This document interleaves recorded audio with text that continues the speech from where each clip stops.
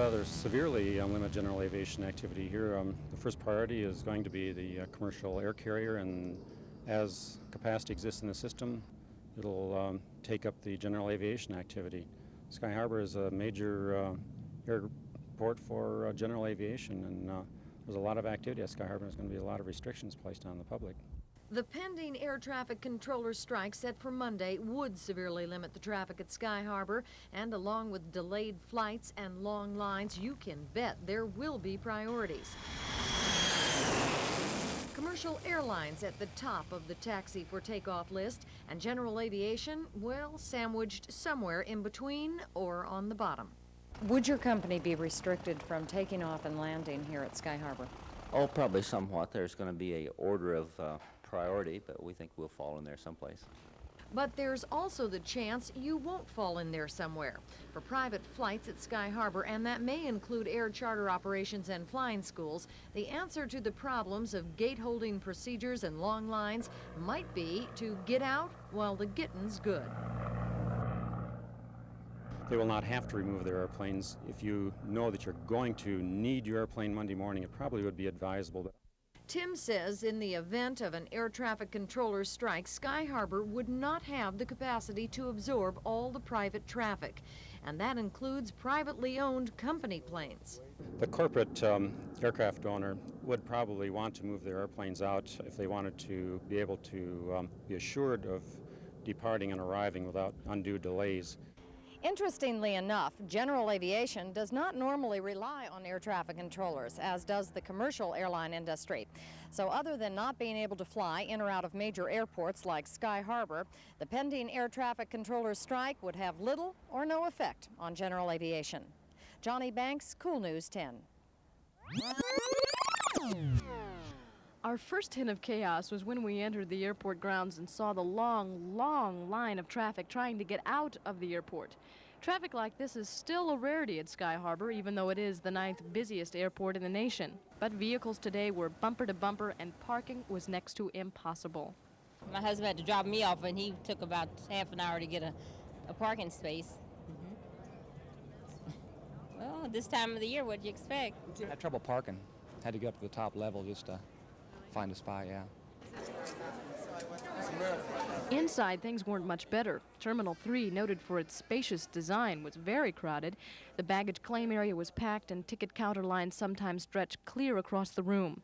Now, obviously, the problem was people returning from holiday, but also the end of December marks the time when many winter visitors arrive in the Valley of the Sun. Christmas vacations being over, they yearn for the warmer climate. But if people thought the travel here at the airport was bad today, unfortunately we can offer them no relief. Airport officials tell us that next week could be their worst travel week of all, what with people returning from holiday, and also people will be coming in to attend the Fiesta Bowl. At the airport, Lisa Allen, Cool News 10. The hospital building boom is giving way to the finished product. At St. Joseph's Hospital and Medical Center, patients are already in the new tower. In that new wing, private rooms boast comfort and appeal. So do the semi-private rooms meant for two. But whether you're in a semi-private room or a private room, in the old section or the new, you're going to be charged the same. That's $162 a day. Why the change? Partly, say hospital officials, to maximize the use of beds, making it easier for patients to be put on floors to get the type of care they need. And another advantage they claim has to do with insurance coverage. Insurance companies with this pricing methodology that we have here will cover a patient in a private room, whereas if we had the differential, many of our patients in private rooms would not have full insurance coverage. We're not looking at this as a cost-effective way of charging it from the hospital standpoint. We're really looking out for the benefit of the patient. I think that it's unfair and it's unjustified, and it provides a source of revenue for the hospital that they haven't adequately documented the need for. Dr. Don Schaller thinks the medical community and the general public is unaware of the impact of the hospital's action. As head of a health maintenance organization which purchases services from hospitals, he's afraid other hospitals might do what St. Joseph's has. The end result, he predicts, is that insurance premiums will be forced to go up. It'll cover the cost, but it's going to collect, it's going to turn around and collect that cost in the form of increased premium to the individual. I think it's simply a technique to generate more cash and more revenue for the hospital, and at the same time to try to justify it by saying the patient doesn't have to worry because his insurance covers the cost. An accusation denied by St. Joseph's. It was not a pricing scheme at all, but it was a recognition that we had the equal number of private rooms in relationship to semi-private rooms. And it was on the basis of that solely that we made a single charge for both of those accommodations. Officials at St. Joseph's Hospital say they will monitor their pricing plan, but as long as there are no major complaints, their plan will stay in effect. At St. Joseph's Hospital, Susan Taylor, Cool News 10. We told you in December, none of the dormitories on the ASU campus have sprinkler systems, including the largest one, Manzanita Hall, 15 stories high, unreachable by fire ladders, and housing about 1,000 women. Have you noticed there's something missing? No, is something on the roof, I think, maybe. Because I don't know if we can get up there, because they always tell us we can't. It doesn't have any sprinkler system. Oh, really? I didn't know that. I just transferred here. Uh-oh. But the dormitories aren't the only problems. Other buildings lack heat and smoke detectors. Some need more exit stairways. Hazards pointed out by university fire and safety officials in a report to the State Board of Regents. ASU and other state universities, according to officials, need facilities updated to meet current fire code regulations. The report is true. We do have some deficiencies in our buildings, and we're making every effort we can to get them corrected. Andy Anderson, the university fire marshal. He says even without sprinklers, dorms are not death traps. I'm not really worried about the loss of life in our dormitories. It is a concern, and there's a potential there for a loss of life, but I think we're a lot better off than a lot of places. But sprinkler systems can save lives, stopping flames from spreading quickly and giving people time to get out. I live up on the 10th floor, and I don't think I'd make it down 10 flights of stairs with all the girls in the stairwell. Now, making all those changes is going to cost a lot of money. It's estimated that to sprinkler all the dormitories would run about $2.7 million, and another $21 million is needed for improvements in other buildings and on other state campuses. Now, the State Board of Regents is expected to formally ask the state legislature for that money by March 1st. Susan Taylor, Cool News 10.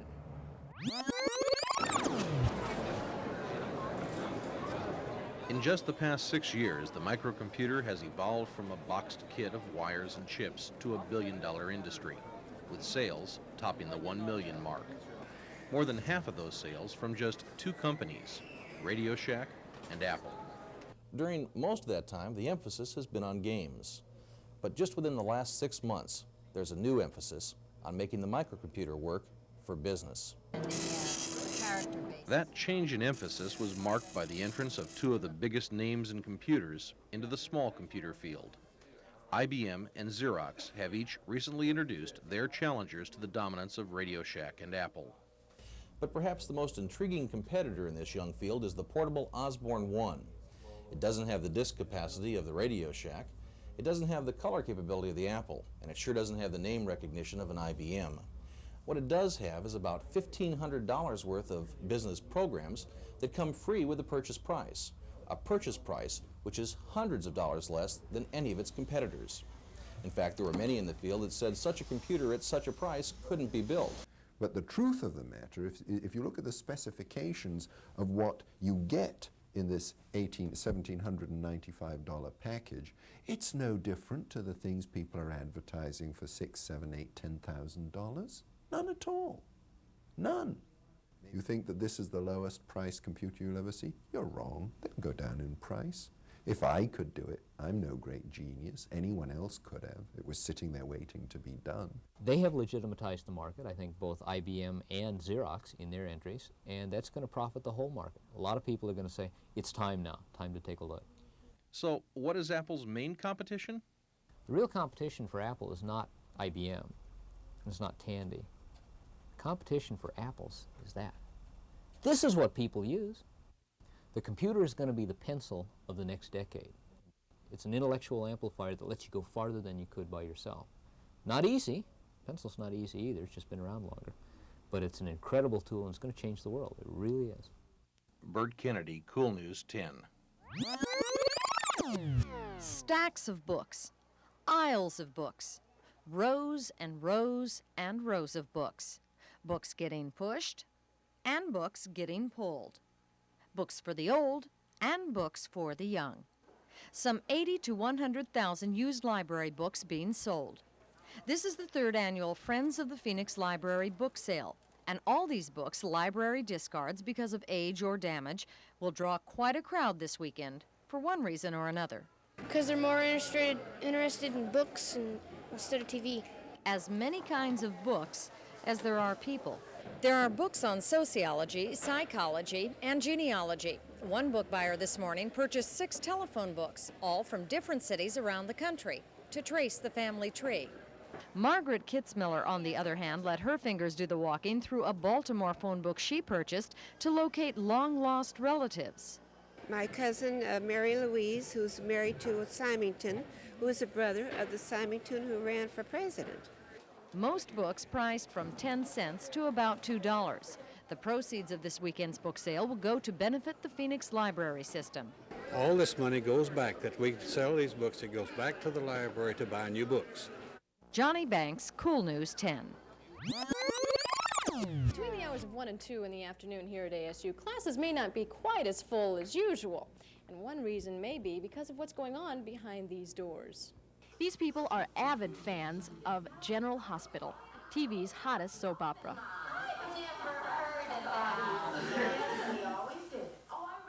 It's hard to get a chair this time of day. People are coming in so often, and only a few are leaving during the show, so that lots of students have to sacrifice by sitting on the floor and getting stepped on just to be able to follow the show every day.